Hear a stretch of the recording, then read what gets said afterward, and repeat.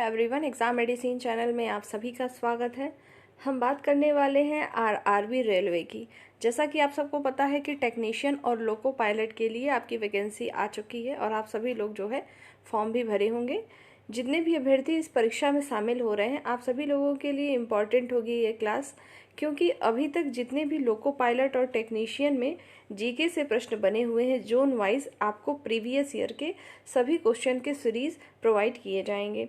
आपका ये quick revision होगा एक तरीके से। अगर आपने पहले से चीज़ें पढ़ रखी हैं तो आपके लिए बेहतर रिवीजन का काम करेगा। और रेलवे की वैसे तो मार्केट में बहुत सारी किताबें हैं, आप कुछ भी पढ़ सकते हैं। आप इस वीडियो से सिर्फ अपने रिवीजन को देखेंगे। आज इसकी ये फर्स्ट क्लास है। जो भी आपको मैं रिवीजन कराऊंगी उसकी पीडीएफ आपको टेलीग्राम पर मिल जाएगी। दूसरी बात यह है कि जितने भी लोको पायलट के कैंडिडेट हैं, आप सभी लोगों को जो है साइंस का वेटेज जीके में ज़्यादा देखने को मिलता है। अभी आप जब प्रश्नों को करेंगे तो आपको समझ में आएगा। और कोई भी प्रश्न चाहे टेक्नीशियन का हो चाहे लोको पायलट का हो, उन सब में जो है साइंस का वेटेज थोड़ा इसलिए रहता है। आपने देखा होगा कि टेक्नीशियन में पीसीएम ग्रुप मांगा जाता है इंटरमीडिएट में, और अदर क्वालिफिकेशन तो आपकी मांगी ही गई है। तो आप सभी लोगों को ध्यान रखना है कि हमें साइंस पे थोड़ा ध्यान देना है। बाकी जो भी क्वेश्चन की सीरीज़ है वो आपको बराबर मिलती रहेगी। दूसरी बात ये है कि आप सभी लोगों को अपने और सब्जेक्ट जैसे कि कंप्यूटर का इस बार वेटेज थोड़ा बढ़ाया गया है, तो कंप्यूटर पे भी फोकस करते चलेंगे। ये सब क्वेश्चन ऐसे हैं कि आपको बस पढ़ना है और ऑप्शन पे टिक करना है, आपका टाइम नहीं लगता है। मेन आपका टाइम मैथमेटिकल चीज़ों में लगने वाला है। बाकी यहाँ से आप अपने प्रैक्टिस को अच्छे से कर सकते हैं। तो आइए चलिए शुरू करते हैं और आज की क्लास में देखते हैं कि कौन कौन से इम्पॉर्टेंट चीज़ें हैं जो कि आपके लिए महत्वपूर्ण होंगी। तो सबसे पहले हम बात करने वाले हैं, देखिए एएलपी सीबीटी फर्स्ट। जब भी जो भी एग्ज़ाम हुए हैं पहले ऑफलाइन हुआ करते थे, बाद में ऑनलाइन होने लगे, तो उसी हिसाब से आपको सारी चीज़ें मिलेंगी। ये एग्ज़ाम हुआ था आपका 2018 का है। फर्स्ट शिफ्ट का क्वेश्चन है, आइए देखते हैं। फर्स्ट क्वेश्चन है, सर्च लाइट का परावर्तक जो है अवतल दर्पण है। आपको ऑप्शन मिलेगा कि सर्च लाइट का परावर्तक क्या है। ऑप्शन मिलेगा अवतल दर्पण, उत्तल दर्पण, दोनों, इनमें से कोई नहीं, इस तरीके से। तो ये आपको सीरीज वाइज मिल रहा है। डायरेक्ट आपको ऐसे याद कर लेना है कि सर्च लाइट का परावर्तक अवतल दर्पण है। नेक्स्ट देखेंगे, पानी को ब्लीचिंग पाउडर में मिलाने पर कौन सी गैस निकलती है? तो क्लोरीन गैस निकलती है। देगा, निम्नलिखित में से ब्लीचिंग पाउडर मिलाने पर पानी में कौन सी गैस उत्पन्न होती है, निकलती है? तो क्लोरीन गैस निकलती है। नेक्स्ट देखते हैं, इलेक्ट्रोलिसिस अभिक्रिया द्वारा उच्च प्रतिक्रिया वाली धातुओं का निष्कासन होता है। नेक्स्ट देखेंगे, सोडियम धातु को आसानी से चाकू से काटा जा सकता है। ऐसी कौन सी धातु है जिसको चाकू से आसानी से काट सकते हैं? तो वो है सोडियम। नेक्स्ट देखेंगे, कुकुरमुत्ता एक क्या है? तो ये है एक सेप्रोट्रोफ है कुकुरमुत्ता। नेक्स्ट है, संवेग को द्रव्यमान और वेग गुणनफल के रूप में व्यक्त किया जाता है। कुल मिला के पूछा गया है कि संवेग क्या है? तो द्रव्यमान और वेग के गुणनफल को हम क्या कहते हैं? संवेग कहते हैं। द्रव्यमान को हम m से भी डिनोट करते हैं, और आपका जो है वेग को v से डिनोट करेंगे, तो m इंटू वी के मल्टीप्लाई को क्या कह सकते हैं? संवेग। नेक्स्ट देखेंगे, NH4 का ट्वाइस SO4 के एक अणु में जो है परमाणु की कितनी संख्या होती है? तो 15 परमाणु होते हैं। नेक्स्ट है, आर्कटेक्स वर्गीकरण के न्यूलैंडस लॉ में अंतिम तत्व कौन सा है? तो वो है थोरियम। नेक्स्ट देखेंगे, प्रतिरोध की SI इकाई क्या होती है? तो प्रतिरोध की जो है SI इकाई, अंतर्राष्ट्रीय जो इकाई है, वो हमारी क्या होती है? ओम होती है। ओम को कैसे डिनोट करते हैं? इस तरीके से सिंबल बना होता है, वही आपका ओम होता है। जितने लोगों ने पहले से चीज़ें पढ़ी हैं उनको ये चीज़ें स्पष्ट रूप से समझ में आएंगी। बाकी आप अपने रिवीजन को करिए, और डीपली पढ़ना चाहते हैं तो आपको सब्जेक्ट वाइज पढ़ना पड़ेगा। आगे देखेंगे, यदि आप एक दर्पण में देखते हैं और पाते हैं कि छवि मतलब आपका परावर्तन आपसे छोटा है, तो दर्पण कौन सा होगा? तो वो दर्पण होता है उत्तल। इसका मतलब ये क्वेश्चन में पूछा गया है कि यदि आप एक दर्पण में खुद को देखिए और आपकी छवि, जितने बड़े आप हैं, उससे आपका जो परावर्तन है, और मतलब आपकी जो इमेज बन रही है वो आपसे छोटी बन रही है, तो जिस दर्पण में आप देख रहे हैं वो दर्पण कौन सा होगा? तो उस दर्पण को कहेंगे उत्तल दर्पण। दर्पण से प्रश्न जो है लाइट वाला जो चैप्टर है प्रकाश उससे बनता है, उसे अच्छे से पढ़ लीजिएगा। नेक्स्ट देखेंगे, खाद्य पदार्थों में दुर्गंध आने का मुख्य कारण वसा और तेलों का ऑक्सीकरण है। जब खाद्य पदार्थ, जैसे आपने कोई चीज़ भोजन बना के रखा और कोई चीज़ वो बाद में उसमें जो स्मेल आने लगती है, किस कारण से होती है? तो वसा और तेलों के ऑक्सीकरण के कारण होता है। नेक्स्ट है, थायरॉक्सीन के संश्लेषण के लिए क्या आवश्यक है? तो वो है आयोडीन। नेक्स्ट है, एक पौधे के तने या जड़ का घेरा जो है लेटरल मेरिस्टेम के कारण बढ़ता है।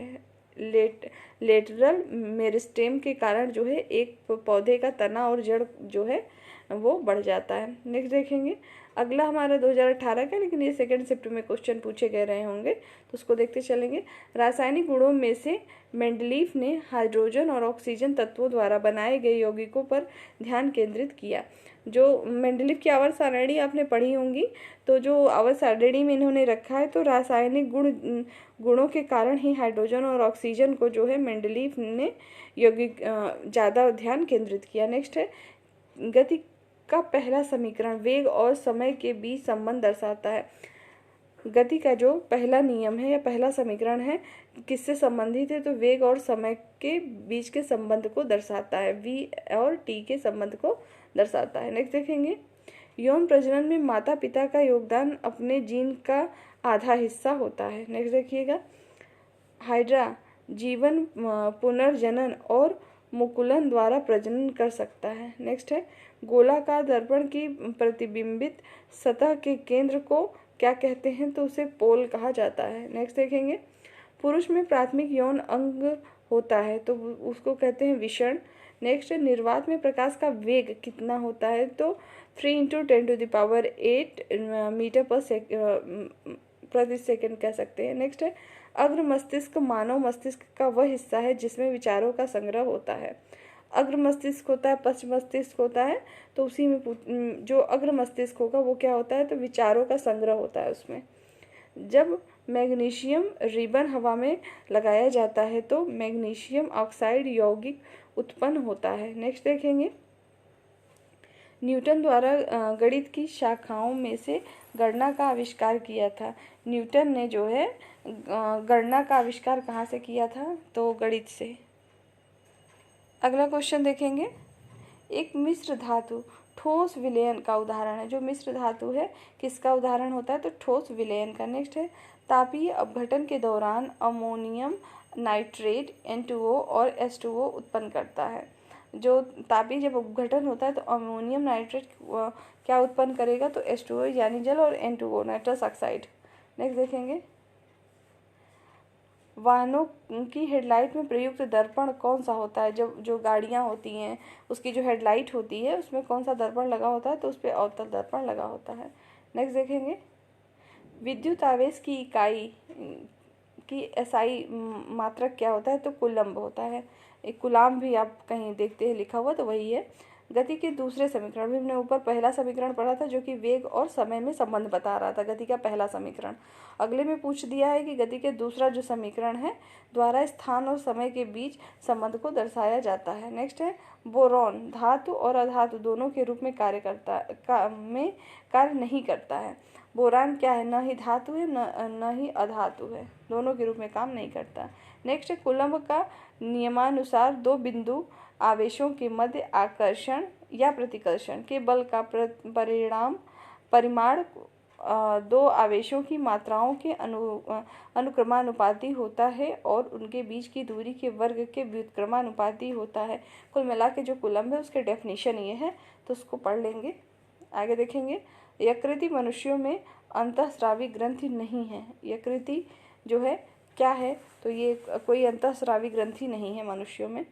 स्थायी ऊतकों के निर्माण के लिए एक स्थायी संरचना, आकार और क्रिया अपनाने की प्रक्रिया को विभेदन कहा जाता है। नेक्स्ट देखेंगे, कोलेनकाइमा ऊतकों में कोशिकाएं जीवित होती हैं, लंबी और कानों पर अनियमित रूप से स्थूल होती हैं।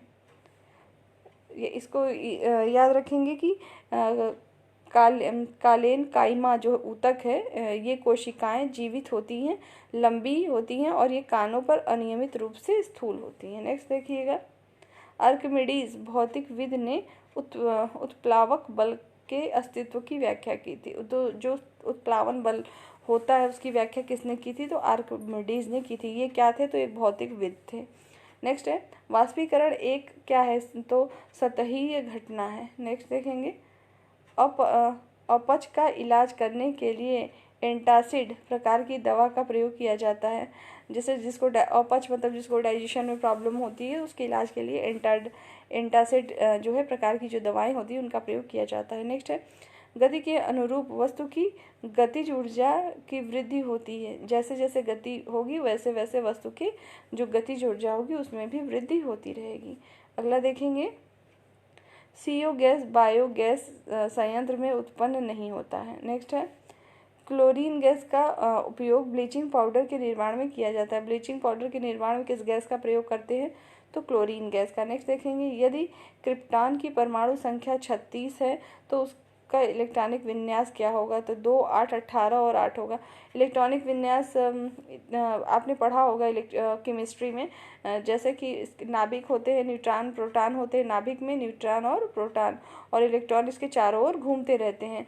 तो वही कहा है कि प्रोटॉन की जिसे परमाणु संख्या दे दिया है 36 है तो इलेक्ट्रॉनों का विन्यास बनाना है। जैसे आपने पढ़ा होगा कि इसमें 2 इलेक्ट्रॉन रह सकते हैं, फिर उसके बाहरी कक्ष में घूमेंगे। तो इस तरीके से विन्यास आपने अगर पढ़ा होगा तभी आप ये क्वेश्चन कर पाएंगे। रटने से नहीं होगा ये क्वेश्चन, क्योंकि जरूरी नहीं है कि हमेशा परमाणु क्रमांक जो संख्या दी है 36 ही दे, कुछ भी दे सकता है। तो इसके लिए आपको जानकारी होनी चाहिए। मैंने जैसे बताया कि बहुत सारे मैक्सिमम क्वेश्चन इसमें ऐसे हैं कि कॉन्सेप्ट बेस्ड हैं और ये क्लास सिर्फ आपकी क्विक रिवीजन की है, ना कि कॉन्सेप्ट की है। नेक्स्ट देखेंगे स्वाद का पता लगाने के लिए अभिग्राहक को जो है रसवेदी अभिग्राहक कहते हैं। नेक्स्ट देखेंगे सार्वभौमिक गुरुत्वाकर्षण कांस्टेंट जो होता है जी, जिसको कहते हैं गुरुत्वाकर्षण को, मूल्य की खोज किसने की थी? तो आइजैक न्यूटन द्वारा की गई थी। 2 आप पढ़ते हैं। ये गुरुत्वाकर्षण जो होता है उसको जी से डिनोट करते हैं और गुरुत्वीय त्वरण को स्मॉल जी से डिनोट करते हैं। नेक्स्ट देखेंगे गैल्वेनाइजेशन की प्रक्रिया में लोहे को जस्ता की एक कोटिंग द्वारा संरक्षित किया जाता है। जब गैल्वेनाइजेशन होता है तो उसमें क्या होता है? तो लोहे को जस्ता की एक कोटिंग द्वारा संरक्षित करते हैं। लोहे को ऊपर उठाए गए हथौड़े के पास स्थितिज ऊर्जा होती है। ऊपर उठाए हथौड़े का मतलब है कि जब आप कोई चीज़ हथौड़े से पीटना हो तो पहले आप हथौड़े को उठाते हैं ऊपर की तरफ, तो उठाए जब रहते हैं तो उस समय उसमें क्या होता है? स्थितिज ऊर्जा होती है। नेक्स्ट देखेंगे जब हम आवधिक तालिका के समूह में नीचे जाते हैं तो शेल की संख्या बढ़ जाती है। नेक्स्ट देखेंगे दांतों में सड़न शुरू हो जाती है जब मुंह का pH मान 5.5 से कम होता है। देखिए pH मान सबका अलग अलग होता है। जैसे नींबू का पूछा जाता है, जल का पूछा जाएगा और बहुत सारी चीज़ें होती है। जैसे क्षारीय कब होगा, उदासीन कब होता है, इससे संबंधित तो ये प्रश्न अक्सर बनते हैं। एक कोई ना कोई दे के पूछ लिया जाता है।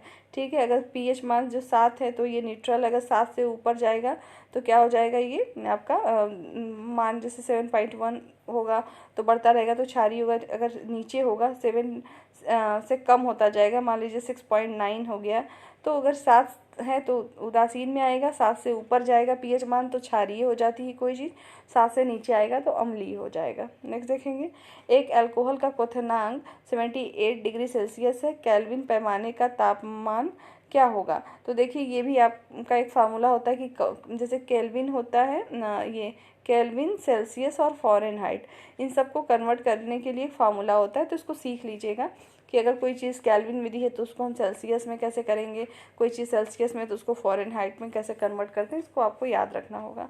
थोड़ा सा ये मैथमेटिकल चीज़ है पर आसान है। आगे देखेंगे अपने बाएं हाथ में पेन को पकड़कर एक व्यक्ति अपना प्रतिबिंब शीशे में देखता है तो पेन दाएं तरफ में दिखाई देता है। इसका कारण क्या है? तो पार्श्व व्युत्क्रमण होता है इसका कारण। आप भी ऐसा करके देख सकते हैं। आप मान लीजिए सपोज करिए कॉम्ब लिए, मतलब कंघी लिए, बाल को वो कर रहे हैं, तो आप जिस हाथ में लेंगे उसमें आपको कोई चीज़ अपोजिट साइड में मतलब दिखाई देता है। देखेंगे ओजोन के एक अणु में 3 परमाणु होते हैं। ओजोन का फॉर्मूला क्या होता है? तो O3 होता है। नेक्स्ट देखेंगे अगला है आपका, ये भी 2018 में ही पूछा गया है और ये भी कई शिफ्टों में एग्ज़ाम हुए थे उस हिसाब से है। अगला देखेंगे सोडियम कार्बोनेट की हाइड्रोक्लोरिक अम्ल से अभिक्रिया में उत्पन्न गैस कार्बन डाइऑक्साइड होगी। नेक्स्ट, अमीबा में जो है बाइनरी विखंडन का अलैंगिक प्रजनन होता है। नेक्स्ट देखेंगे, प्रकाश संश्लेषण के दौरान बने उत्पाद ग्लूकोज, जल और ऑक्सीजन होते हैं। जब प्रकाश संश्लेषण होता है तो उस दौरान क्या उत्पादन होता है, तो ग्लूकोज बनता है, जल और ऑक्सीजन, तीनों याद रखेंगे, ग्लूकोज, जल और ऑक्सीजन का निर्माण होता है। नेक्स्ट है, हीरे के कार्बन परमाणु के बाहरी कोश में मुक्त इलेक्ट्रॉनों की संख्या कितनी होती है, तो 0 होती है। नेक्स्ट है, एक वक्रीय दर्पण जिसमें परावर्तक सतह अंदर की ओर वक्रीय होता है उसे क्या कहेंगे, अवतल दर्पण कहेंगे। नेक्स्ट है, युग्मक संलयन को अंडे के साथ शुक्राणुओं में एक साथ संलयन के रूप में परिभाषित किया जाता है। नेक्स्ट देखेंगे, शुष्क लिटमस पेपर पर जब HCl मतलब हाइड्रोक्लोरिक अम्ल जो है HCl गैस की क्रिया होती है पर नीला या लाल लिटमस पेपर अपना रंग नहीं बदलता है। जब हम शुष्क लिटमस पेपर पर शुष्क HCl गैस को डालते हैं, उसकी क्रिया कराते हैं, तो चाहे नीला लिटमस पेपर हो चाहे लाल लिटमस पेपर हो, उसका रंग नहीं बदलता है। नेक्स्ट देखेंगे, टाइटेनियम रेडियोधर्मी तत्व नहीं है। जो टाइटेनियम है वो रेडियोधर्मी तत्व नहीं होता है। नेक्स्ट देखेंगे, आधुनिक आवर्त सारणी में तत्वों को परमाणु संख्या में वृद्धि के आधार पर जो है व्यवस्थित किया गया। जैसे जैसे परमाणु संख्या में वृद्धि होती है तो जो मेंडलीव की आवर्त सारणी है उसके अनुसार सबको वहाँ पर अपने अपने ब्लॉक में रखा गया है। आपको जैसे धातु, अधातु और इसमें मिश्र धातु क्या होती है, यौगिक क्या है, ये सब पढ़ लीजिएगा, बहुत इंपॉर्टेंट है आपके लिए। अगला देखेंगे, नाइट्रोजन परमाणु में उपस्थित न्यूट्रॉनों की संख्या कितनी होती है, तो 7। नेक्स्ट है, विद्युत प्रवाह को मापने के लिए अमीटर यंत्र प्रयोग किया जाता है। देखिए, आप जितना भी अभी देख रहे हैं साइंस के प्रश्न हैं, तो इसका मतलब ये नहीं कि सिर्फ साइंस के ही प्रश्न आते हैं। ये जैसे कि आपने देखा होगा कि कई पद आए, जैसे टेक्नीशियन में देखिए सिग्नल का अलग आया है, अलग अलग आया है, जिसमें जिसका वेटेज, तो उस तरीके से। लेकिन आप इसकी प्रैक्टिस अगर पूरी कर लेंगे तो आपको एक आइडिया मिलेगा कि पैटर्न क्या रहता है, किस तरीके से प्रश्न पूछा जाता है रेलवेज में। आगे देखेंगे, जब प्रकाश की एक किरण एक सघन माध्यम से विरल माध्यम में यात्रा करती है तो यह अविलंब से दूर जो है मुड़ जाती है। आप ऐसे देखे होंगे, मान लीजिए ये आपका अविलंब है, कोई प्रकाश इस तरीके से आ रही है तो वही चीज़ है कि अविलंब से दूर मुड़ जाती है इधर को। ठीक, आगे देखेंगे, लाइट वाला चैप्टर अच्छे से पढ़ लीजिएगा। नेक्स्ट है, जब किसी संकुचित स्किलिंग को छोड़ा जाता है तो स्थितिज ऊर्जा को गतिज ऊर्जा में परिवर्तित करती है। जब कोई संकुचित जो है स्लिकी को छोड़ा जाता है तो स्थितिज ऊर्जा को गतिज ऊर्जा में वो परिवर्तित कर देती है। नेक्स्ट है, प्लाज्मोडियम जो है बहुखंडन द्वारा उत्पन्न होता है। नेक्स्ट क्वेश्चन देखेंगे, खाद्य पदार्थों का ऑक्सीकरण होने से रोकने के लिए नाइट्रोजन गैस का उपयोग किया जाता है। नेक्स्ट, साइकिल की सवारी करते समय निकलने वाली ऊर्जा क्या होती है, तो वो रासायनिक ऊर्जा का रूप नहीं होती है। जब साइकिल कोई जाएगा तो उसमें रासायनिक ऊर्जा कैसी आएगी, रासायनिक ऊर्जा नहीं है।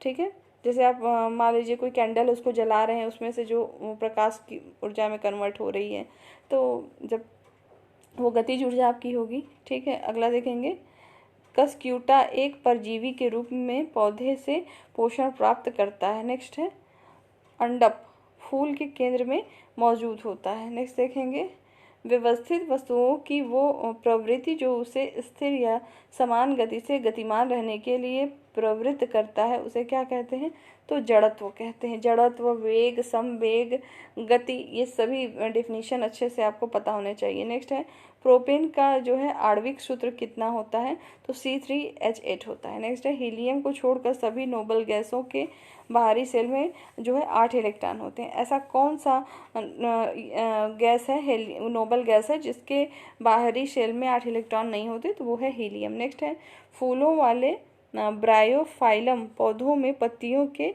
मार्जिन के दर्रों में कलियां जो है पैदा होती हैं। जो बायोफाइलम पौधे होते हैं उनकी पत्तियों के जो मार्जिन होती है, मार्जिन में तो जो जगह के दर्रे होते हैं उसी में से कलियां जो है उत्पन्न होती हैं। तो जितना भी अभी आपको मैंने क्वेश्चन दिया ये सभी आपको MCQ फॉर्म में मिलेंगे, ठीक है। लेकिन क्वेश्चन इसी प्रकार के आपको साइंस से देखने को मिलते हैं और ये सभी आए हुए परीक्षाओं के ही हैं, मैंने आपको जैसा कि शुरू में बताया। तो इसको रिवीजन करते रहिएगा, नेक्स्ट आपको क्लासेस मिलती रहेंगी। नेक्स्ट वीडियो में हम जल्द मिलेंगे। जय हिंद।